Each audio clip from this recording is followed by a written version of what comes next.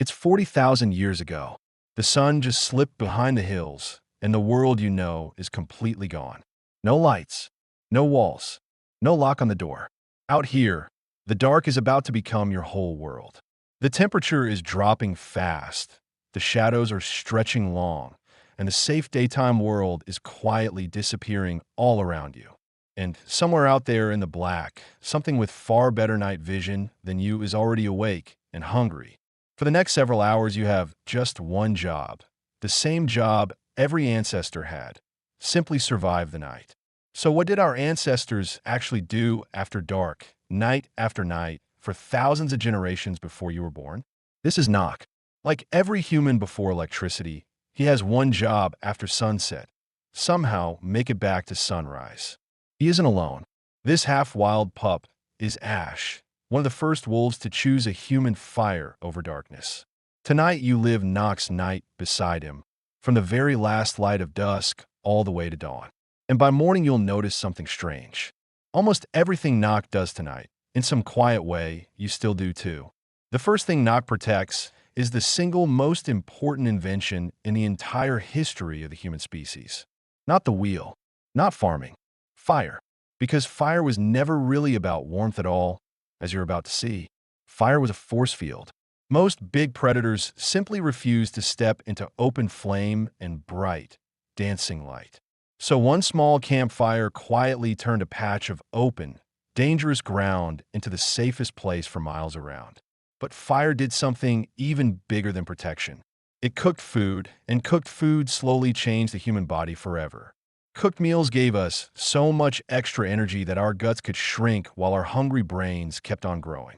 In a very real way, you can think clearly tonight because someone countless generations ago kept a small fire alive.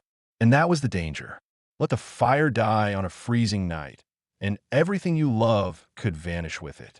You flick a switch, and the darkness vanishes for free. Nock had to earn every single hour of his light. He spent hours of every single day gathering wood, just to hold the darkness back until the sun returned. But fire only guards the circle of light. Step past its glow, and the whole night belongs to someone else. Out there waited cave hyenas, leopards, and cave lions far larger and heavier than any lion alive in our world today. So how did soft, slow, clawless little humans survive whole nights in a world absolutely full of hungry hunters? The answer is beautiful. They never won by fighting the darkness.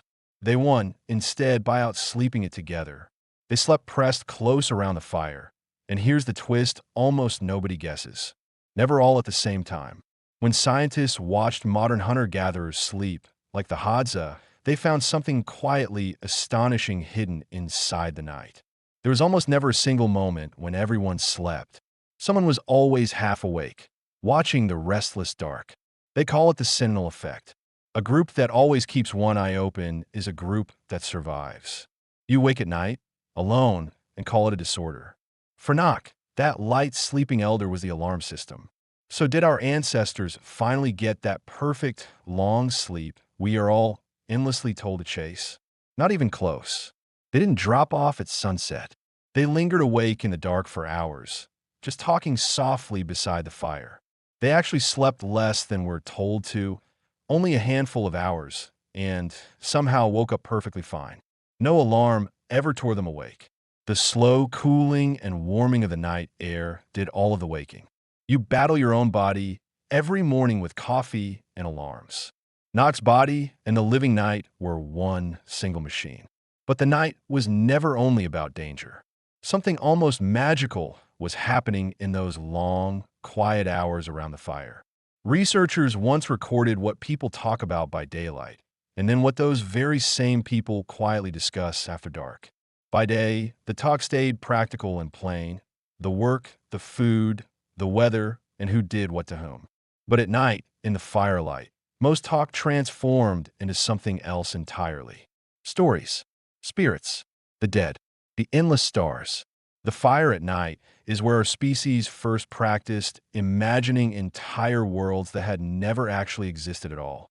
And that single strange habit became the seed of religion, of myth, of history, of every story ever told.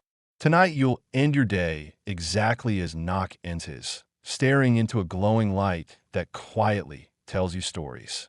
That soft jolt of fear in a dark hallway at night, that is not weakness at all.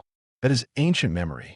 For thousands of years, the humans who feared the dark and stayed close to the fire were the ones who survived.